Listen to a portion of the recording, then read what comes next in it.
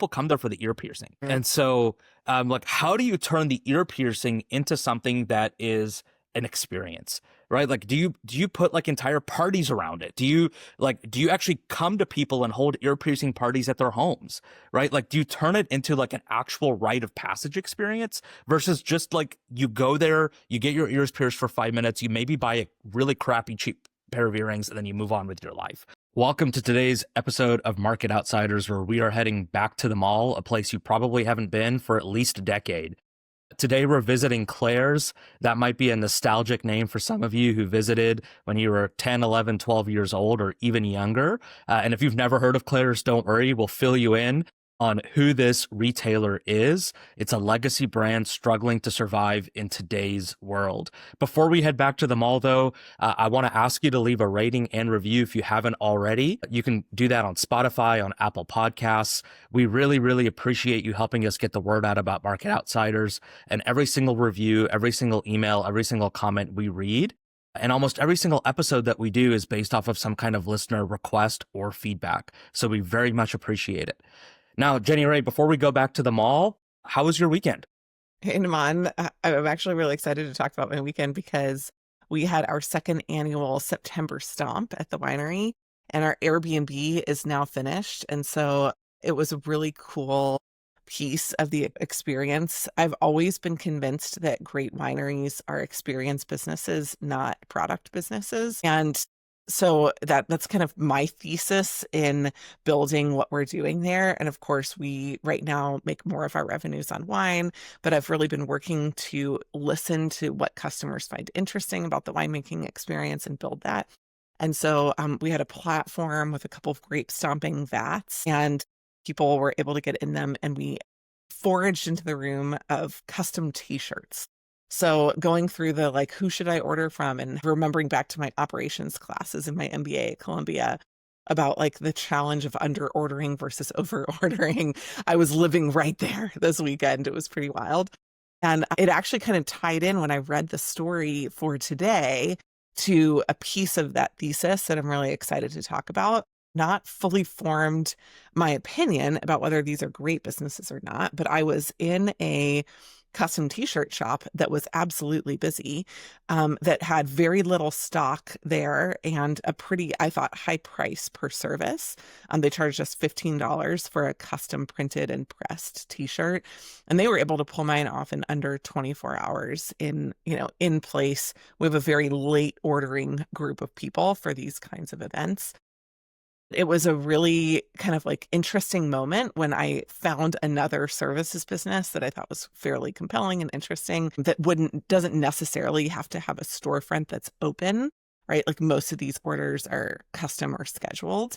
And also that has what I found kind of surprisingly increased value, even in a world where you can get cheaper prices offline. That kind of like rapid nature as consumer habits are changing was pretty important. So I'm really excited to talk about Claire's today because I had that exact experience. I did my first grape stomp. So even last year I didn't do it, but this year I took off my shoes, I got in the grapes. It was more fun than you could actually imagine. And 100% of people that did the stomp did a t-shirt with their stomped footprints on them.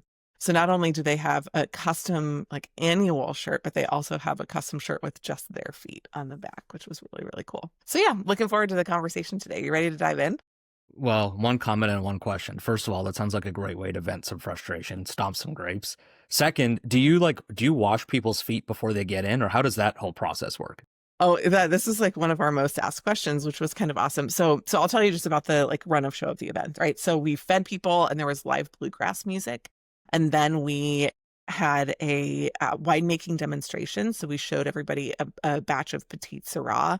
We showed them how we process it. We let them taste the fresh pressed juice. And we had some Viognier that we'd done the day before, which is a white grape, and then Petite Syrah, which is a red grape, which we don't usually press off until it has higher alcohol content until post fermentation. But we were able to do both of those on the first day just to kind of, give people the experience of what it tastes like when you make the juice before you ferment it and make it into wine. And then they got in the grapes and stomped them. And what we did is we had them actually stomp the crushed grapes from the winemaking demonstration. So you could historically have crushed, grapes with stems and leaves and everything else, but actually that would be a lot more uncomfortable for people. So most people in like Italy or in other places would have actually pulled the grapes off of the vine and then put them into the crusher. The reality is that in the fermentation process, all that kind of foot nastiness that you could bring into the process is completely chewed up, right? So fermentation would handle it, but we did not add the wine that we made through stomping to the standard wine. Our pigs got the offshoots of it. And I don't know what's better, turning grapes into wine or turning wine into, or, grapes into bacon, but we felt pretty happy about that. That So should yes, be some you excellent do bacon. wash your feet going in, and then when you're done stomping the shirt going out, but not because we were trying to create a hygienic experience for winemaking, just because it's more comfortable to do that. Interesting. Okay. Well, You coming I'll have to next year, come next Haman? year. I was gonna say Yeah, I'm gonna have to come next year. it's pretty fun. It's super, super fun. Well, like I said earlier, I think like one of the weird things about living inside my brain is kind of living in this world where you're connecting dots from these very small experiences to big ones. And when I was explaining to people, like, we have a successful business, and the successful business is not the winery, right? The winery is not our retirement business. It's kind of a community service business, honestly, to kind of create a place in our community that we knew would close if somebody with some kind of business acumen didn't open it. But every time I'm there, I think about these tie-ins to these other bigger businesses that have similar components, similar challenges in today's environment, and also similar opportunities. And one of the things that I think about is how much I enjoy doing experiences in person that either I can't or don't want to do virtually. So I could imagine that at some point there will be more people doing VR grape stomping and VR grape picking, but there still is something like in my neuroscience that thrives in being like out in the vineyard, picking grapes by hand, part of this kind of community crushing experience. And so when I thought about that and I saw this article about Claire's, which I'll share on the screen, I was just like, I don't know. I think there's something here, and I think that we should talk about it on the call. So let me see if I can pull Can it you up tell me? actually. Can you tell me Yeah. who Claire's is or what it is? Because Yeah, yeah, yeah. I was not part of the core customer base.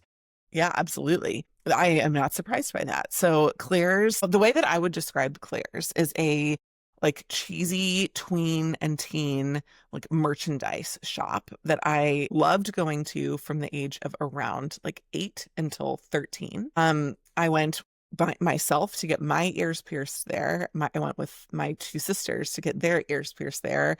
I went with other friends to get their ears pierced there, and it was a place where a lot of my friends in the era of the mall, pre-Amazon, other kind of opportunities, did a lot of our party favor shopping as like early, kind of like late elementary and then like preteen girls. And so Claire's really, as far as I understand it, has basically two lines of business, both housed in person in the mall. I don't think that there's a large online presence. I don't think that there's a big subscription component.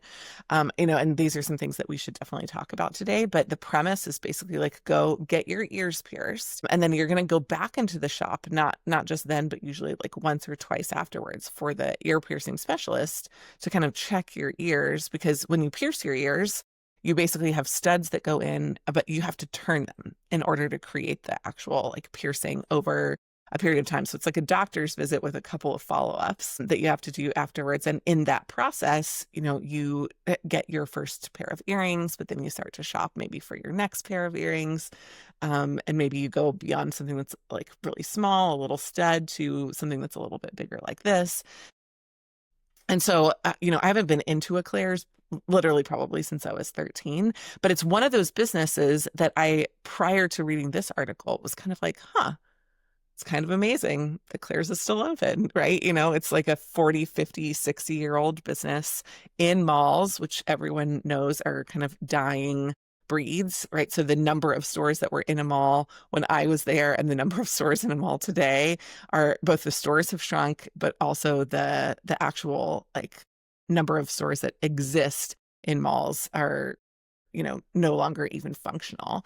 My dad was a part of a business that was in a mall, one of the anchor stores regionally in a mall called Bonton. That business went bankrupt. So honestly, I kind of like was fascinated by the fact that Claire's even still existed. I think there's probably a reason why, but also Claire's itself was in bankruptcy, and the premise of this article is that they were purchased out of bankruptcy. So I'm really excited to kind of, talk through what the heck is going on with a part of that process. So let me just share a little bit about the background. So, this was the headline: "A broken business, the company behind the makeover of bankrupt retailers, Claire."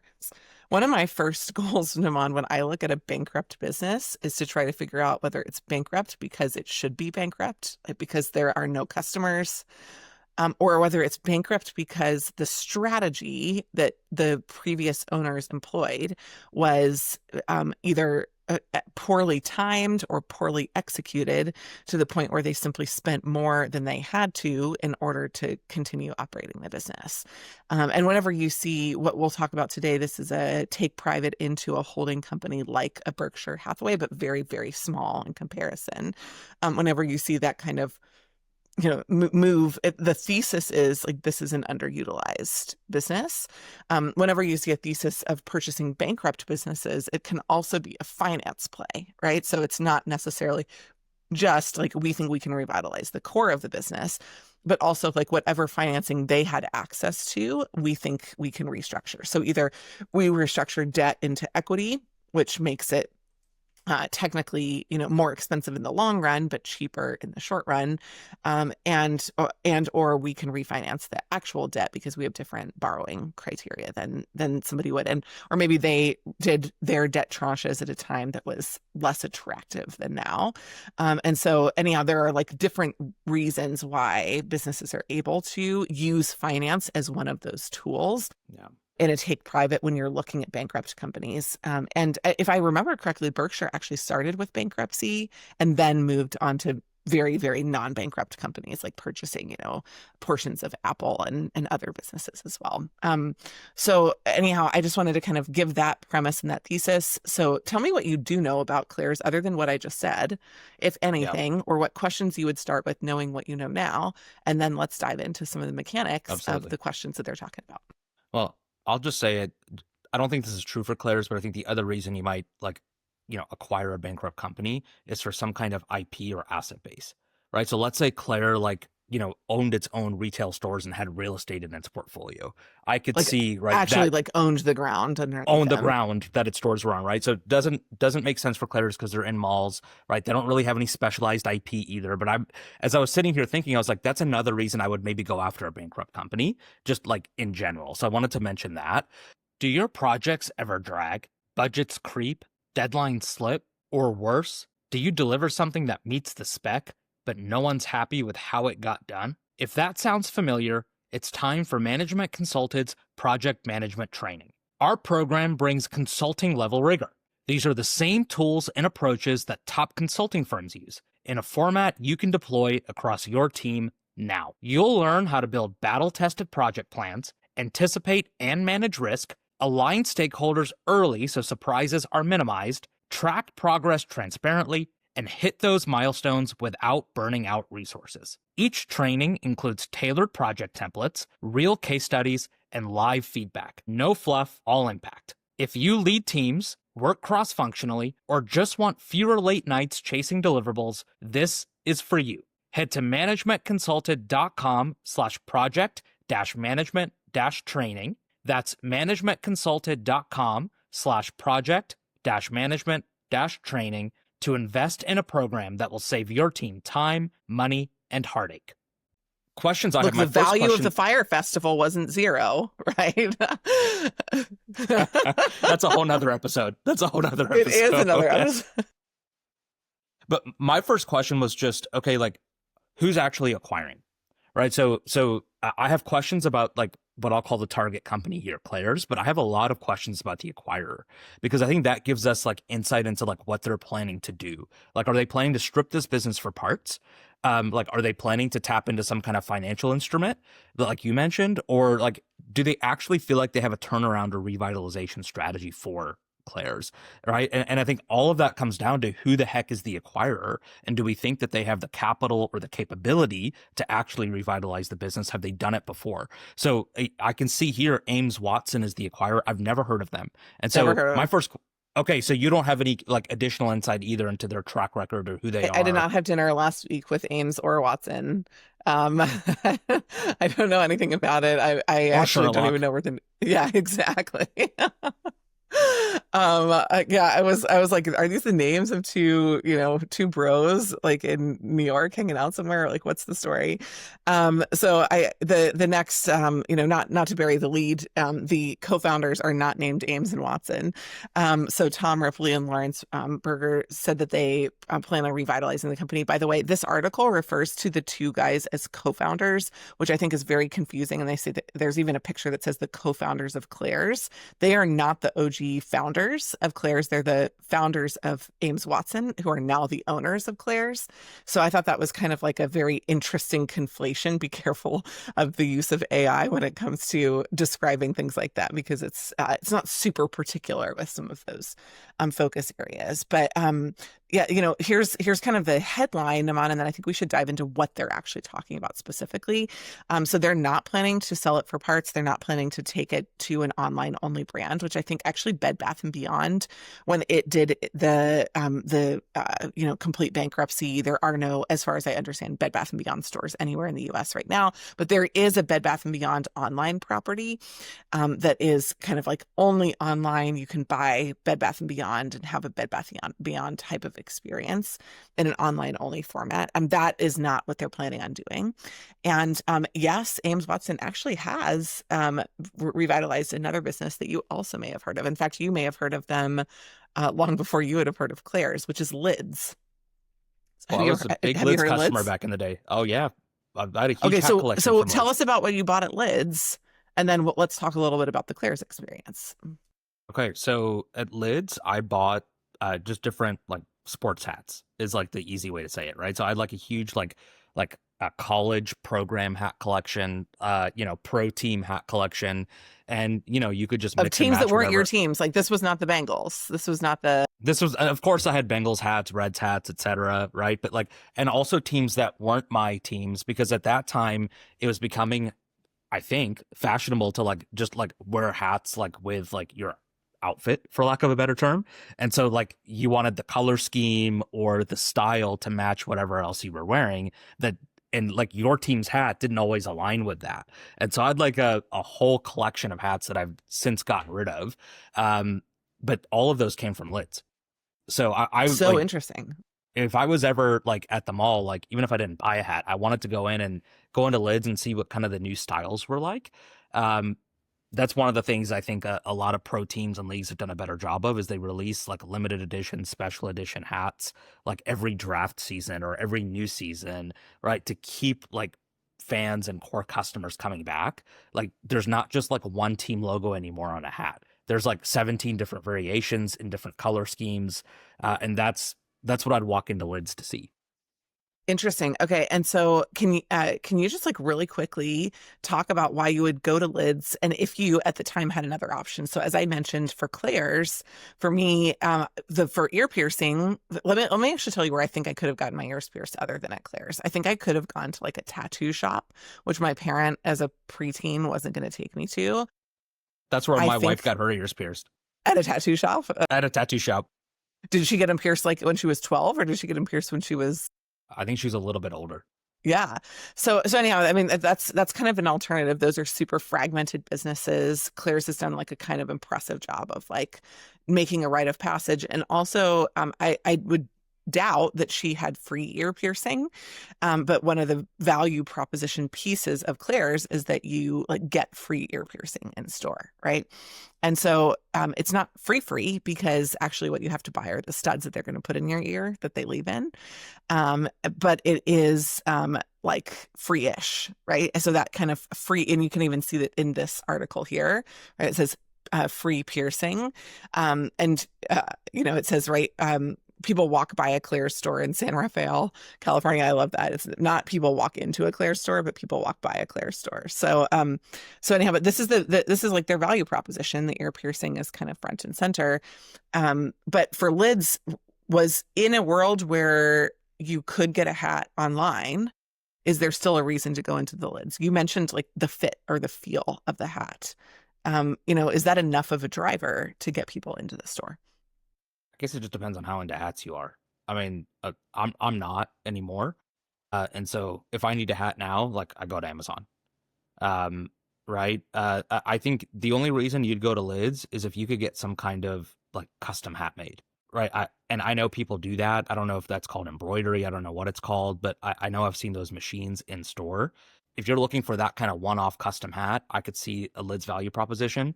But other than that, right? Like a Cincinnati Bengals hat is a Cincinnati Bengals hat. Like no matter what kind of style you're choosing, like that style is probably available somewhere else. It's a commodity. So I'm just going to go to the place where it's cheapest, and that's probably not lids. So interestingly, Lids does have experience, and it made me think of another business that I don't have any information on, but it's called Build-A-Bear, right? So Build-A-Bear has like this in-store experience where you can select like a bear casing and actually get the bear stuffed and have your own little like name patch heart put on the bear, which makes a custom bear as a part of the process. And I think like, I think one of the challenges of these businesses is that they were better businesses when there was more foot traffic in stores. So part of the question is like, can they survive as foot traffic continues to decline in these places? Now, as I've seen malls revitalized, I've noticed that there are different product coming into the malls. But what's interesting is that a lot of that product seems to be kind of linear. Like the idea of the mall browse is pretty gone, right? But like there are maybe multiple restaurants. There are, there's a grocery store or a Target as kind of an anchor inside the mall experiences. In Southern California, there's a number of outdoor malls that kind of, always have pretty full pipelines of stores that are busy, but they're not mall stores. Like they're not the mall store of my growing up, right? They're totally different mall store experiences. And ours has like a movie in the park in the middle plaza, right? So like very different kinds of things. But like you just mentioned, so I mentioned that Ames Watson bought lids. So let me just kind of go through some of the mechanics of this. And then I'd love it if y'all, think of other businesses that are related to this. I do think that businesses that have survived the first wave of tragedy in mall stores are businesses that have experience. Claire's is one, Lids was one. And when I say survived, I mean, they're just open. I don't mean that they've actually financially survived, but I mean that they didn't close in complete, tragic liquidations. But Claire's basically, had its first bankruptcy 7 years ago, declared its second bankruptcy in early August, citing nearly $500 million in debt and an increasingly competitive environment. Love to know what that means. I mean, to me, that just sounds like people don't buy jewelry or accessories from us anymore. And then they, a few weeks later, Ames Watson said, hey, we'll take Claire's. And they bought it in $140 million deal, right? So they basically said, like, we'll assume the debt, some of the debt potentially, right? And we'll buy the rest of the assets, 1,000 stores worth of assets for $140 million, which is like a tiny amount of inventory for and a very, very small price for the brand. So this was not a hot ticket that many people bid for. But Lawrence Berger, not Ames, not Watson, but Lawrence Berger said, hey, we did some diligence. So this is what I thought was interesting about this article. We'll link to it in the episode, but they have makeovers of other businesses, including hat retailer Lids, women's retailer South Moon Under. I have no idea who that is. But said that the company, which has more than $2 billion in revenue, so between Lids, South Moon Under, and maybe now also Claire's, a $2 billion in revenue company, focuses on buying and transforming companies without any intentions of selling them. One of the reasons that that's really important is that changes your capital allocation, right? So if you are thinking about deploying debt or equity on a PE timeline, you think about it with a return profile that has to be both higher and also much, much more aggressive on cost cutting. it's quicker, right? And so and like one of the challenges of PE owned businesses is that often they're not becoming better because they're becoming more durable, they're becoming better on paper, right? And so basically their thesis is like, we will build better businesses if we have an unlimited time frame. And it does. If you extend your like return timeline to, more than 5 years, more than 10 years, like you can basically do whatever you want, and just your only goal at that point is to not go out of business. So I don't know who the investors of this company is. This to me sounds like they certainly would have raised some capital, but these guys might have had an exit from another business, and this might be what their fund money or that they're doing something with. So just, I don't know the backstory of that. But these are some of the challenges that they listed, right? Retailers expected to face headwinds from tariffs. Sure, but like even a 30% headwind on a like $11 product is not going to be so pricey that I'm going to keep people in or get them out of stores. That to me does not seem like a huge material issue. This is a like novelty purchase, not a core purchase. And this isn't something that people are going to be like, oh, well, now it's $14. I knew that it was 11 somewhere else. It's like in a competitive environment that affects everybody. I don't think that's an issue. The big one is malls have seen dwindling traffic. Absolutely. There are also competitors, and I don't know these guys, Studs and Lovisa, that have popped up aiming to offer sleeker ear piercing experiences. And then, the co-founder said that he, right, over a decade ago, went in with his twin daughters, got them pierced, and was like interested in loyalty to the brand and the fact that it was kind of this rite of passage experience for people. When I heard that, I thought, like, I think lids might be a better business than this, because you only go get your ears pierced once. Like, I got my ears pierced at Claire's when I was 13, and I've never had a reason to go back. I'm not a subscriber customer. It's not like lids where if I get one hat, maybe I'm planning for a festival like the Stomp, and I go back in for the next 14 hats, right? So I think that there are similarities, but also differences here that might make Claire's a more challenging turnaround. What about Unimon? Any final thoughts about this business before we kind of turn it over to the readers and listeners and let them develop their own conclusions? Yeah, when I hear bankruptcy, I think this, right? Like, the number one metric you have to manage is free cash flow. So like, cash is the lifeblood of any business. If you're bankrupt, you don't have enough of it. And so I think any turnaround strategy has to focus on, how do I generate cash immediately?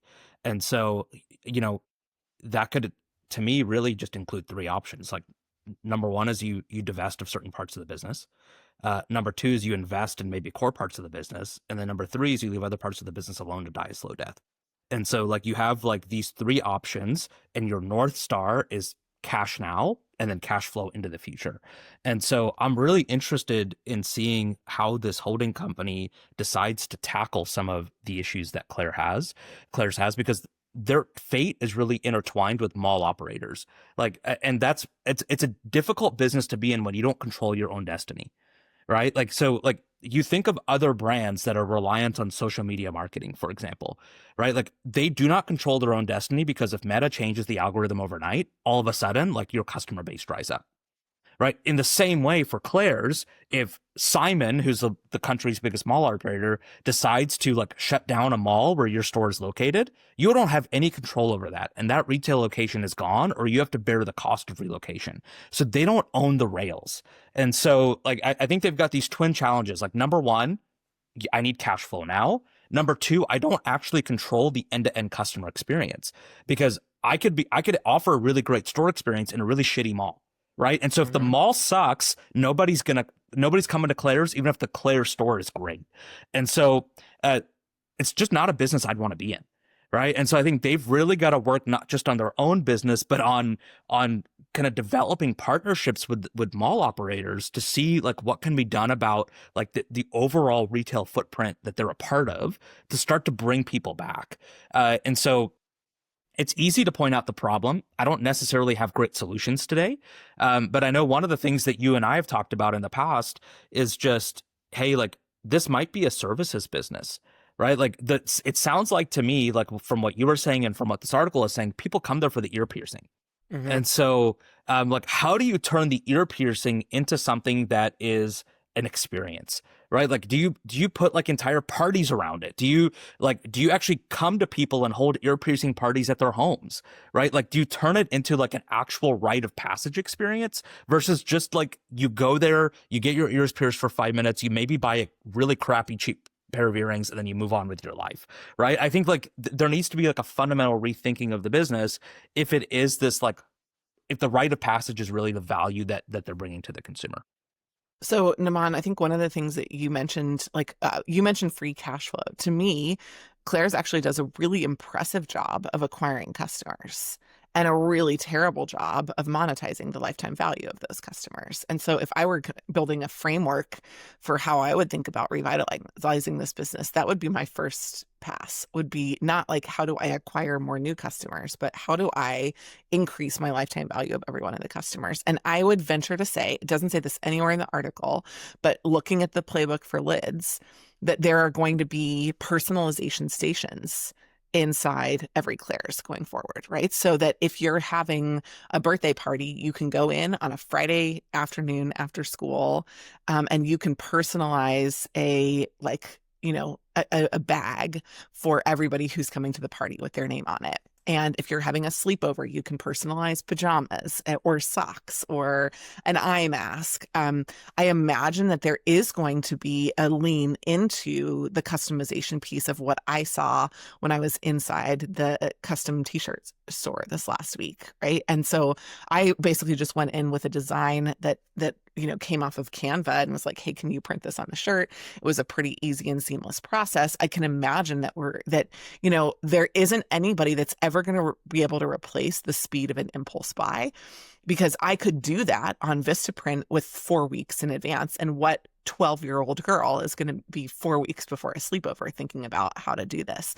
And then you imagine you have like a set of user generated content that's fueling this idea of like the nauseating thing as parents right now is trying to throw birthday parties that are Instagram worthy, right? Like every party that you go to is for like a 1-year-old. It's like a $400 Instagram worthy experience that went through a pretty big revitalization. But I would imagine that that's going to be that would be a core part of a strategy. Would not just be like, how do I sell you your second and third pair of earrings, but how do I sell you, for you and as gifts, like personalized, customized products that keep you thinking of me and coming back into store again. And then if you do that, then you're thinking about helping other businesses offer custom options as well. I think the core of that though is like, what do personalized curated gifts do? They make it feel like an experience. And I think Correct. It is moving more into the experience side of the business. 100%. Yeah. The last thing I'll just mention here, and I don't know if they're thinking about this, but it sounds like Claire is like a really powerful and nostalgic brand for millennials, right? Like, like you grew up going there, like I know my wife grew up going there, right? Like it seems like for like, women in their So she went 30s to and Claire's 40s. and the tattoo shop. Claire's and the tattoo shop. We'll have to She's bring the her on the modern pod to woman, get the I full tell you. story. I know. Yeah. So And now like she runs an earrings business. she P.S. does. Everybody, right? And probably makes more both in revenue and profit than your Claire's store at the local mall. That's a story for another day. That is a story for another day. But like if you're if you're a woman in your 30s or 40s, like this is probably like a very nostalgic brand for you. So like could they not just curate experiences for like 12 and 13-year-old girls today, but could they lean into like the power of nostalgia and actually like start curating like, I don't know, like events for millennial women? Mm-hmm. Like, I think it's, one of the things you often hear about in the news is like, hey, like we live in a world that's more and more isolated. We live in a world that's lonelier, right? So like any brand I think that can become a point of connection for people, like that's a moat for you. And so like, can you become a point of connection for millennial women? Like, could you hold after hours events for millennial women where they can come and like do wine tastings, right? Where they can come and do like Love other the idea. things, right? Yeah, exactly. Right. And you're now like, hey, would I ever go to Claire's for a wine tasting? Probably not, unless like that brand held a special place in my heart because like 20 years ago, that's where I hung out, right? And like I think the power of nostalgia is often underrated, and there's an opportunity here for Claire's to capture not just like share of wallet, like not just money I'm spending on my preteen girl, but like actually like an entertainment budget from like current millennial women. And that's something that I'd be interested in exploring if I was this brand. Well, look, I don't know if Ames Watson will succeed. It's possible that in a year on the pod, we're going to be talking about how this failed miserably. Claire's is totally gone. They spent $140 million plus whatever revitalization cost they have of, kind of just burning cash and lighting it on fire. Totally possible. But with the strategy that they employed at Lids, I don't think it's a bad shot. I think it's actually potentially worth it. It's not just stripping costs out of the supply chain and leaning up their product merchandising. And we'll have to see kind of what they end up doing. But anyhow, based on what they've done before, they're probably not terribly positioned to go do this. And they may have seen something that a lot of other people just couldn't see. So I'm really interested to kind of follow the story and see what happens with it overall. Under on that though, Naman, what do you think? Are they going to succeed, or is this going to be like in the trash heap of ideas that may have become something that just weren't worth their time? I mean, you might call me pessimistic. I think I would call myself a realist. My default answer is always no. Like, this isn't going to succeed. So I would be betting against Claire's. But hey, I'm rooting for them, right? Like, I never root for businesses to fail. I never root for transactions to fail, but history tells us that most businesses fail. And, if you're acquiring a company in bankruptcy, there's a really good reason for it. And you're not usually that much smarter than the old management team, right? Like, I think it's tempting to think like, hey, like that management team is so stupid. Like if they just did this, and this, we turn the business around. Once you get into a business, you realize, oh, there are probably some like structural issues or some market issues that you can't overcome. So I don't think Claire's is going to exist in 5 years, but I'm happy to be proven wrong. Awesome. Well, that leads me into a hook for a future episode that we need to do. I've been seeing a lot of news about Spirit Airlines in the news at the moment, and if you know anything, one of the requirements of our company is that no company money is ever spent on Spirit Airlines. So, we should probably do a separate episode after doing this one on the turnaround strategy at Spirit Airlines. Our policy is probably why they're in bankruptcy. Our policy is a vanity policy, just so everyone knows. There's absolutely no fundamental financial reason why that's our policy, but it is absolutely a vanity policy. And one of our colleagues did take a Spirit Airlines flight once, and I think we spent about 30 minutes of a 2-hour all hands call talking about that one experience and sharing memes about the Spirit Airlines experience. So I think it's kind of one of those things that's like, it's amplified truth, right, Naman? It's not necessarily the core truth, and I know that you've flown on it with your personal dollars, so we can talk about that later. But I do think that turnarounds are super interesting. If you're really interested in turnarounds and you're interested in consulting, firms like Alvarez and Marcel are fantastic places to go, because you kind of get to do these pieces of the turnaround process, both from the finance and the consulting operational side. And there are many players involved with restructuring debt when companies go into bankruptcy and back out of it again. And those are the companies where honestly I think you want to be, right? Owning Claire's, maybe not. Owning Alvarez and Marcel, you get paid no matter what happens to Claire's in the future. So I think there's a lot of opportunity in those spaces, and we've seen those businesses grow incredibly fast over the last 2 decades.